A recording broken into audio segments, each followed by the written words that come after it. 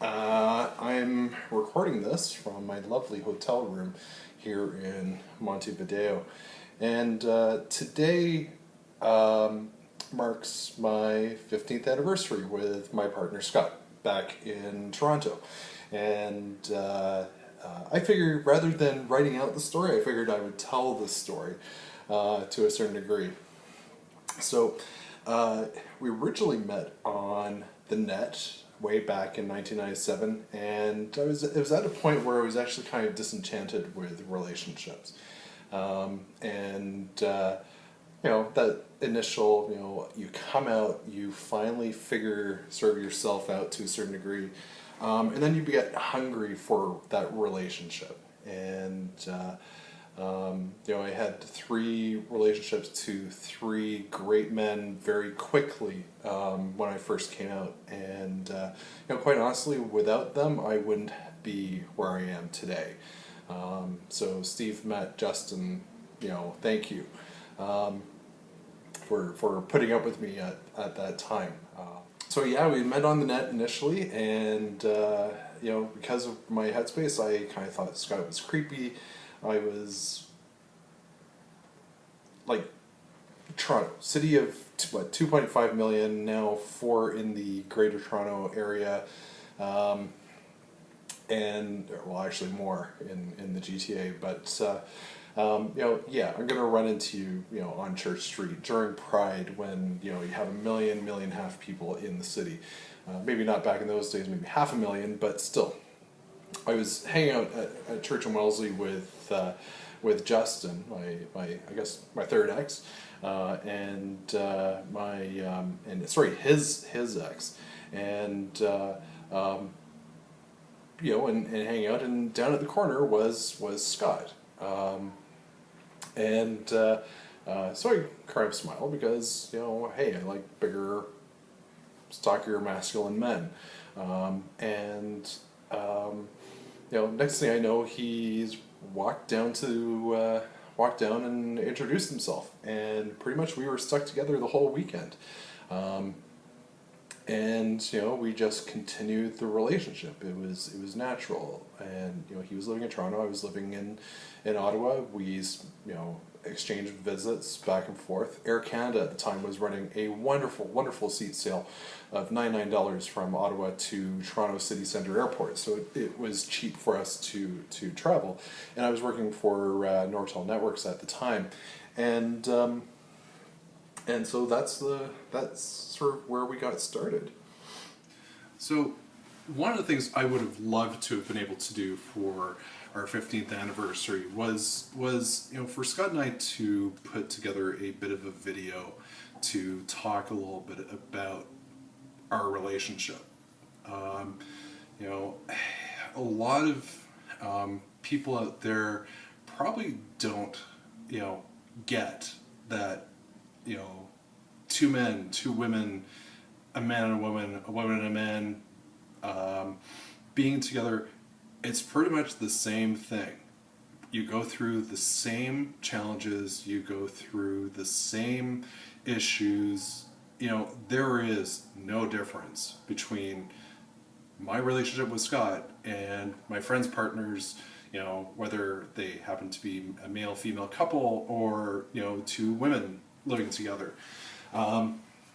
There was a great sort of picture I saw on Facebook recently, and it showed, it's sort of this advertisement for the gay agenda, and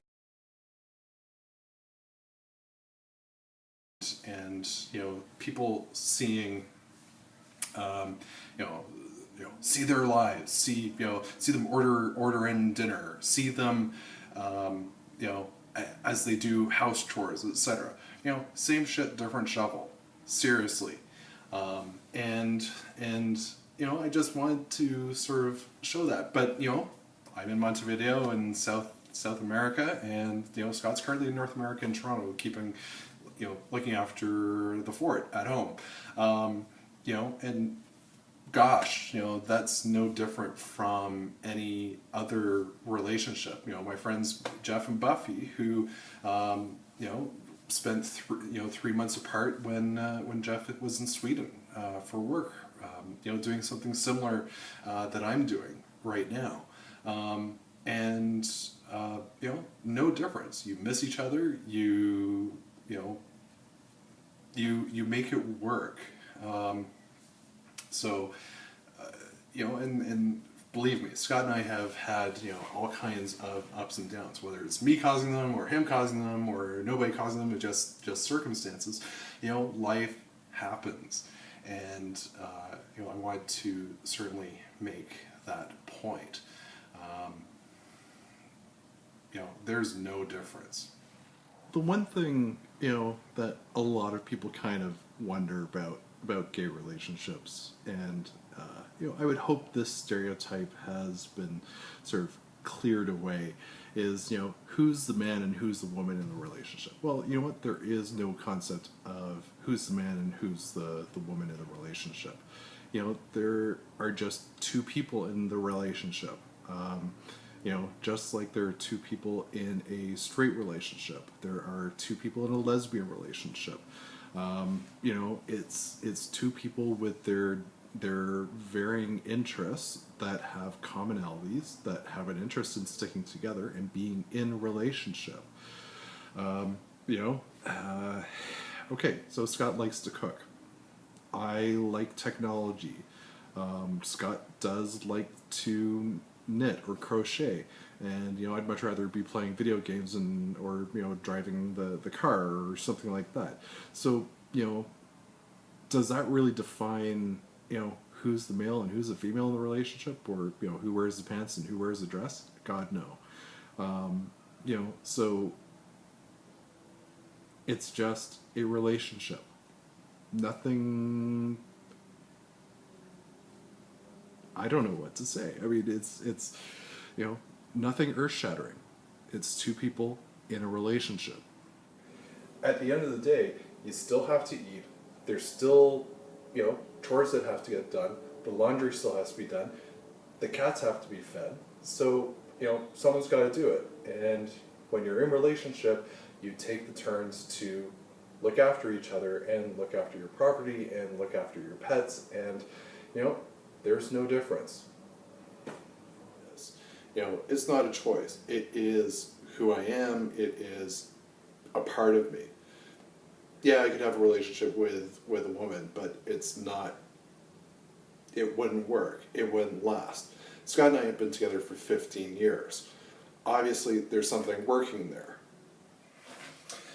So, a lot of people have implied that, if you allow gays to marry, if you allow lesbians to marry, that the whole world's going to go to hell in a handbasket, explode, it's going to be the end of the world, etc. Well, you've also said that it's like the end of the traditional marriage and all that wonderful stuff. So, well, let's look at it this way. Gay people have had to work their asses off for the relationships that they have. It's just a simple fact. We develop firm bonds with our friends. We probably form something that's a family unit, probably tighter knit with our friends. Looking at divorce statistics, ultimately what I'm trying to say is maybe gay relationships could ultimately be role models to not just gay people, but also to straight people, etc. I'm not saying that gay relationships are perfect. Far from it, believe me. And with how fickle certain parts of the segments of our community can be, absolutely. But it is possible that some of these long-term gay relationships, they could very well be role models for any relationship, not just gay relationships. So I'm back in the kitchen area, back where I started this video, and you're probably wondering, Ian, what advice would you give anybody who wants to be in a relationship, is working in a relationship, or working on a relationship, having challenges in a relationship, gosh, imagine that, etc. My relationship isn't any different. that's the theme of this particular video.